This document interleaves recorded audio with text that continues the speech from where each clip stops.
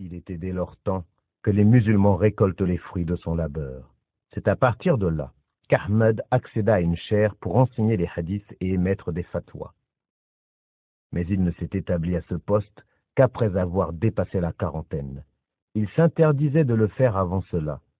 Il a expliqué lui-même les raisons de ce refus en disant « Je ne pouvais pas me mettre en avant alors que certains de mes enseignants étaient encore en vie. » Un jour, un étudiant lui demanda qu'il lui récite un hadith qu'il avait appris de Abd al-Razzaq, mais il refusa, du fait que le savant du Yémen était toujours vivant. Nous n'affirmons pas ici de manière catégorique qu'avant cet âge, il ne lui est pas arrivé de répondre à une question qu'on lui posait, ce qui n'est pas concevable, mais c'est à partir de 40 ans qu'il a vraiment assumé ce rôle, et Allah est plus savant.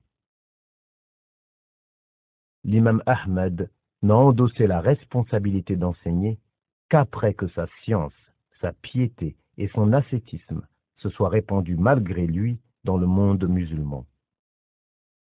Sa notoriété avait atteint un tel degré que l'on venait de partout pour l'interroger.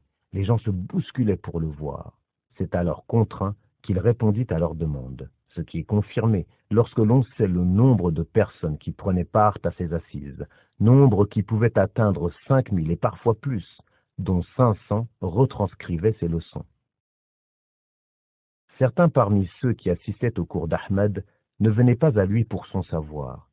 Ce qui les poussait à venir était tout autre chose.